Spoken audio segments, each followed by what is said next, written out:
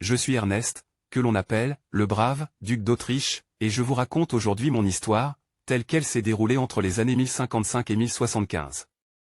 C'est une époque de bouleversements, de luttes incessantes pour la survie et l'expansion de nos terres, mais aussi d'honneur, de foi, et d'engagement pour mon peuple.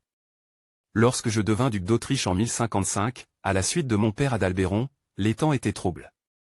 Notre duché était jeune, à peine formé, et les régions voisines étaient souvent hostiles. Il nous fallait non seulement défendre nos frontières contre des ennemis extérieurs, mais aussi asseoir l'autorité ducale sur des seigneurs locaux parfois récalcitrants. À cela s'ajoutait la nécessité d'établir un équilibre entre les grandes puissances du Saint-Empire romain germanique et l'Église, une tâche aussi politique que spirituelle. Mon surnom de « le brave », je ne l'ai pas reçu par hasard. Je me suis illustré sur les champs de bataille, repoussant les incursions hongroises à l'est. Les Magyars cherchaient à pénétrer nos terres, mais je leur opposais une résistance farouche. Je dirigeais mes troupes avec courage, souvent en première ligne, car un véritable dirigeant doit être là où le danger est le plus grand. Je me souviens encore de ces longues campagnes, des nuits passées à camper sous les étoiles, des prières avant chaque bataille, et de la fierté de voir nos ennemis battre en retraite. Mais être duc n'était pas seulement une affaire de guerre. C'était aussi veiller à la prospérité de mon peuple. J'ai encouragé le développement de nos villes et villages, accordant des chartes à certains pour favoriser le commerce et l'artisanat.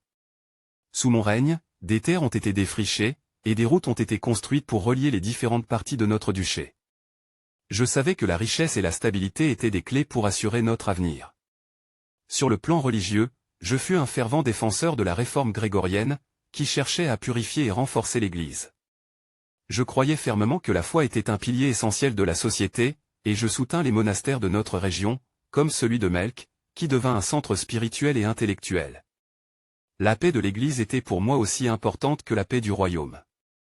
Cependant, mes ambitions ne furent pas sans conflit. Le Saint-Empire romain germanique était un terrain de jeu complexe où s'entremêlaient les intérêts des différents électeurs, ducs et rois. Je devais sans cesse naviguer entre loyauté à l'empereur et défense de l'autonomie de mon duché.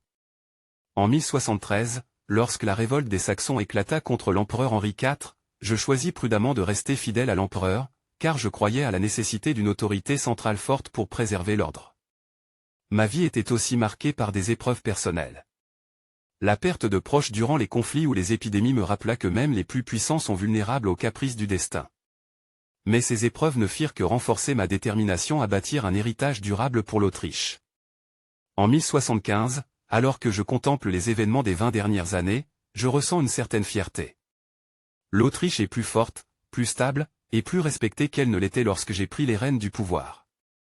Mon surnom, le brave, ne résume pas seulement mes exploits guerriers, mais aussi mon engagement envers mon peuple, ma foi, et la vision d'une Autriche florissante. Et à vous, qui écoutez ces paroles venues du passé, souvenez-vous que le courage ne réside pas seulement dans l'épée, mais dans la volonté de servir, de construire, et de croire en un avenir meilleur, même face aux épreuves.